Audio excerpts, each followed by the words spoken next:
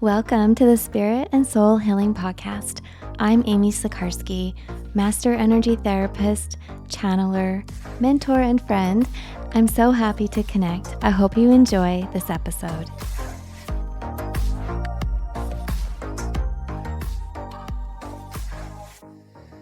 Hi friends, welcome to the Spirit and Soul Healing Podcast. I'm your host, Amy Sikarskie. Today I had an advanced mentoring class with the Sacred Healers Circle, and this group is for those that are training or established as healers and readers in their practice. We talk about a lot of things, and at this point in time, we're going over different healing techniques that can be utilized within different healing modalities, and giving some case studies and some background information. Today's topics were a little bit more advanced, and at the end of our call, I felt called to share a message from Spirit that was just reminding everybody how not to feel overwhelmed or that something will come to them in a session that they won't be prepared for. And so I want to talk a little bit about that today as a follow-up and an expansion. Of course, I'm going to share this with the students in the group, but also felt like it's such a good message for all of us. And it's really hard in this line of work to have black and white. And there's a little bit of forgiveness and leeway in certain approaches and certain methodologies. And it's all going to be tailored to the client, their experiences, but also to the healer and our standpoint, our boundaries, our discernment, our experiences, and what we feel comfortable with. So Spirit will never give you a session that you're not prepared for when you follow certain protocols. And those protocols are maintaining your energetic boundaries, keeping a clear conscience and a clear energy field, surrounding yourself with like-minded, uplifting, high vibrational friends, colleagues, and support team. And always starting your sessions off by cleansing your space, setting your space, and having a pure heart of intention.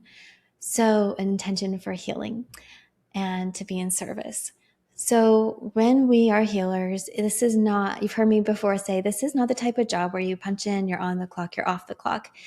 As with some professions, there are behind the scenes experiences and our own healing and advancement through those experiences that are going to be foundational in our practice. And most healers found themselves in this work because they were called to heal something within themselves first or their family line. So being a healer has a lot of responsibility when we're outside of sessions or outside of classroom, off of camera. And that is something that's very important when it comes especially to energetic boundaries, discernment, and keeping a clear energy field. That's really important to preface what I want to share with you, because that is a foundation that needs to be established in order to support what I'm about to share. So the message that I'm sharing is that Spirit will never give you a session or a client or put you in harm's way or have you feeling that you're not qualified or can let's see, what's a good way of saying it, like kind of man up to the job, like step up to the job. And so when we're in sessions, for myself and the way I teach, that it's to create and establish a relationship with our spirit guides, with the archangels, understanding our higher self, and knowing and discerning energies and frequencies. And this can be as simple as positive, negative, benevolent, malevolent, prosperous or dangerous, and healthy or, toxic. So you don't always, especially as you're starting out, need to know what angel by name or name of your spirit guides or what do they look like. Go by the messages that you're receiving and the fruit of the work. So what is happening, what's transpiring from your sessions. And of course, in this period of time, as you're developing that relationship, I always recommend having a support group. So taking classes, giving exchanges, having friends you can bounce experiences and information and ideas off of. So having said that, when we learn about advanced techniques, it might feel a little bit overwhelming at first, but the reason we're learning and speaking about advanced techniques and opportunities is so that when that comes to your awareness and an opportunity for you to work with those energies or with this technique or in this particular scenario, that you'll feel that you have a little bit of preparation. You've experienced and heard other people's perspectives and the experiences that they've had, the wisdom they've had to share. You might have had your own experience in practice sessions or asking questions in the training, and also had the time to think about it, process it, integrate it, and feel into all of the energy and information so that you understand your stance on the matter and be open and prepared for if something comes your way. You won't feel like deer in a headlights, caught in the moment, frozen, having to make a decision. So one of the things we spoke about today was a particular style of extraction of energies. And within that, in my session recently, it also entailed that after extracting a variety of emotions, thoughts, energies of ancestors, energies of other life realities, the underneath of it, there was entity information and entity energy was linked to it. So we won't get too deep into all of that. And I really didn't in the class today because we were talking about the techniques, but that came up.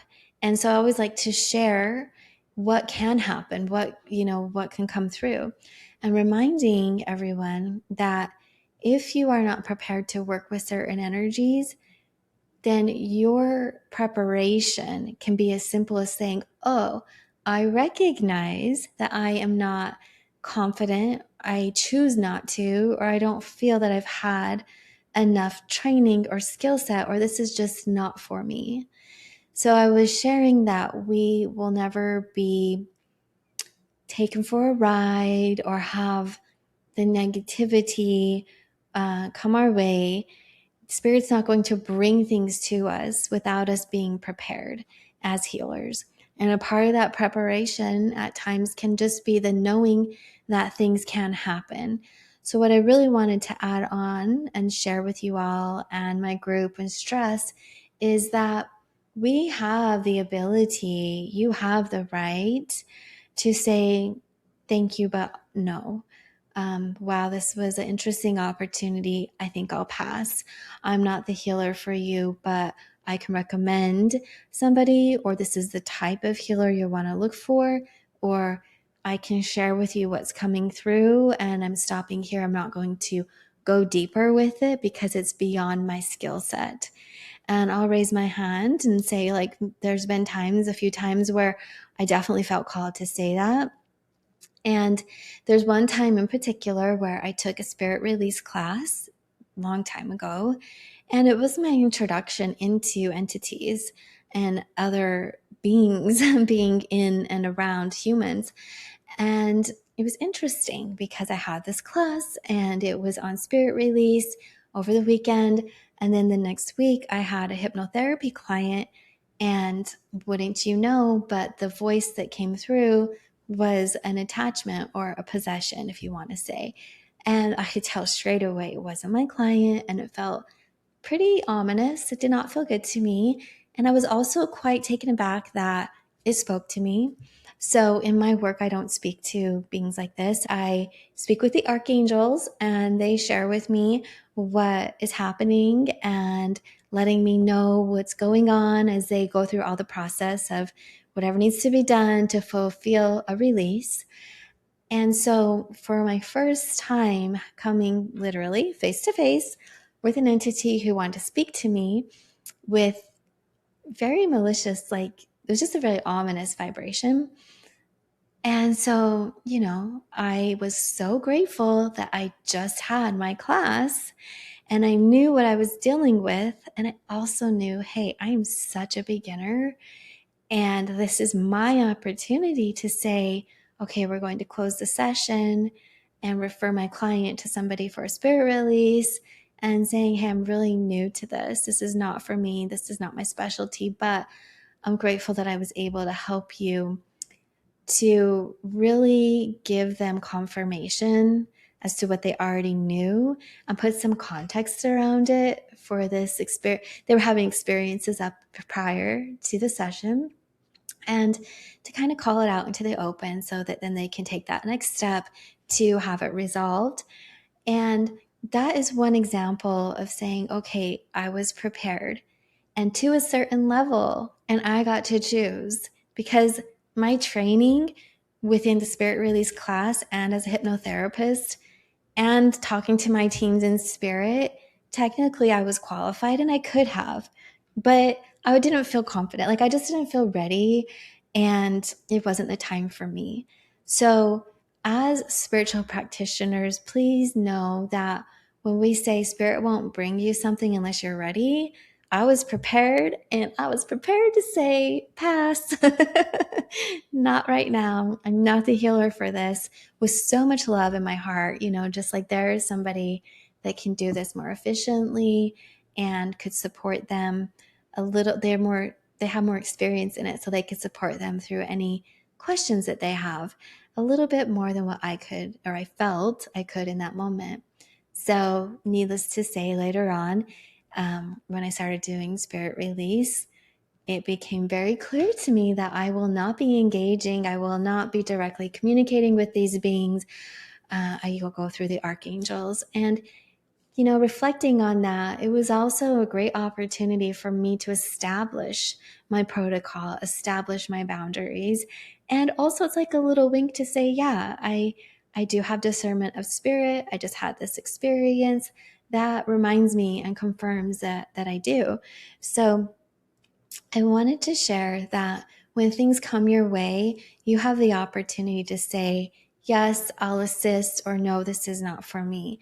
Because it's a little bit similar. It's certainly not the same, but a little bit similar to spiritual bypassing, where we make excuses. For spiritual bypassing, oh, that's such an interesting topic. But, it's kind of like when we make excuses for our behavior or things that happen because we look to find a spiritual solution and not take accountability for the role that we play, or, accountability and autonomous authority over sovereignty. There we go, over our reality. And so spiritual bypassing can be used in ways that feel good and don't feel good. Now, that's by putting a label on something and making it, dressing up really pretty and painting it so beautiful, but behind it, it's not pretty at all. And it's when someone doesn't take accountability. So similar, but quite kind of like on the opposite side of that, is when healers feel they have to. It's like, I have to help. I'm a healer. Spirit brought this to me. I heard in this podcast with Amy that spirit won't bring you something unless you're ready. But I want to preface it. The preparation can be that you're ready to say no. And so I'm sharing that because spiritual discernment is very important. And that is top of the list here. As a healer, you may see energies or uncover a situation that you don't feel comfortable or prepared to assist in. But guess what? You're ready. You're ready to say, this is not for me. And that's very important so that you don't go deep into the session and then be taken by surprise or have any lingering energies after the fact, any energy that got released in your space. And there are things that can happen. That's why we have protocol. And that's also why there is a sense of, I would say like healthy and also a little toxic, a little unhealthy fear around some of this work, because depending on how you hold yourself and the training that you have and the team and spirit that you have, it can go sideways, but not if you're prepared and you feel like you have a straight connection to source, a lot of light around you, and know when it's time to say, no, this isn't for me. So I share that with my group today, that don't feel overwhelmed. And we were really talking a lot about techniques. It's like, don't feel overwhelmed. You don't have to do this form of psychic surgery, for example, until you feel ready and prepared. But spirit might bring you the opportunity And then it will be up to you to say, yes, let's go forward or not. And it's just an opportunity. We're never going to be pushed or forced into a session where we don't feel prepared. And you also have to take accountability to that, knowing that if you get an intuitive feeling that this isn't the right kind of session for you, like it's not lining up, something feels out of sorts, and you feel into it and you realize, oh, it's because this isn't the type, like I can't support this session. This isn't a match vibrationally for what you can help with. Then please, know that that's the highest alignment of integrity to not pretend and to then say, let me share what I'm experiencing, and in that I need to refer you to somebody else. But also Spirit will give us opportunities so that when we are ready, we can learn and grow. And that's often what happens, both in their own right in the apprenticeship stage. So as we're learning techniques, you'll have the feedback from your fellow classmates if you're learning, or if you have a volunteer. It's important to get feedback on different things. For example, let's say you're new to Reiki and you're bringing in the light, they can feel the energy, and you want to bring in a level 2 symbol. You can ask them how they feel. Do they recognize anything different? How does the body feel? Are they having thoughts come through? Is the nervous system relaxing? Just kind of start to get some feedback so that you can understand yourself when this frequency comes through and you're having your sensations, what clients might be experiencing, and keeping that area of communication open. So just wanted to share the main topic again. I'm just going to reiterate it. Spirit will not bring you something that you're not prepared for. And that preparation can be the wherewithal and then wisdom and knowing to say, no, this is not for me. However, you might know deep within that, okay, I can do this. And you will have the autonomy to say yes or to say no. So the reason for that message is just to let you know, when you take proper protocol and you're living in a clean environment energetically, you are taking self-care, and if you're just starting to work in this field, that you do feel that you have a support system, mentors, and have proper training, then you will be prepared to expand and to let your gifts come through and to utilize new techniques and to be able to support from the help of Spirit and your soul light, your wisdom codes, to support those that come to you. So I hope this leaves you with a few things to think about if you're a healer stepping into a new modality, if you're feeling new areas and techniques coming on, or it might be an answer to a thought that one of you have had, or a few of you maybe, where you questioned yourself in passing on supporting somebody. And that's okay, because we do need to know our limitations. And that is absolutely nothing negative. It's quite honorable and something to be respected, because by having a limit, or knowing your limit and having that boundary of what you will or will not engage with, or the level of skill that you can share, you are reserving and saving your energy, keeping you healthy and robust. And you're also supporting your client, so you're not opening up something and getting deep in a session and then feel that there's a lack of support or wisdom and awareness. Now, to that, remember, your love, the prayers, the light that you bring in is so powerful and so supportive. So if you find yourself and you have an hour session and you're about 45 minutes in, and it starts to be revealed to you that there are some more advanced skill sets required and different experiences that maybe you don't feel you're fully versed in, check in with Spirit and see if Spirit will lead the way and teach, or you might feel called and Spirit winks and says yes, called to refer them to somebody else, that you've still been very forthcoming and successful, if you will. The session still has brought through a lot of light, a lot of healing and shifts, and you're not leaving the client in a space worse than where they came from by any means. In fact, you're sharing with them this is the next step in their journey that you would recommend to them.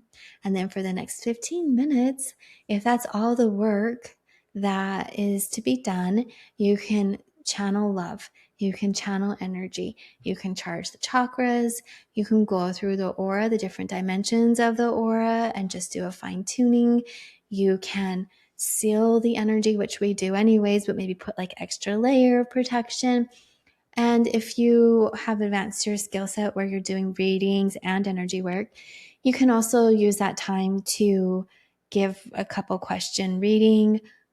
If that's not an offering that you have, you can use that time to process and let your client ask questions, or, just see what comes up. But there's always the opportunity to share support, share love, and knowing what feels comfortable to you in your area of expertise, and that Spirit's going to be right there with you, leading the way, as long as you have prepared yourself and made that connection, and you're keeping your energy reserves and your energetic hygiene optimal, very clean, and charged up. So if you are on a platform where you can leave a comment or a message, please do, and I will respond if you have any questions.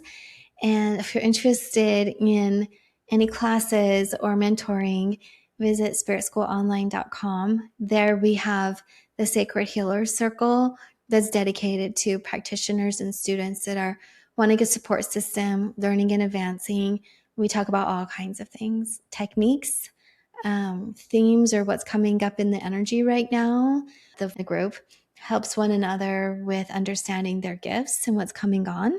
And it's been really cool because of late, let's see, probably the last 8 to 10 months, maybe, there have just been different messages that new modalities are coming online to the planet. And more of us are opening our gifts to be developed.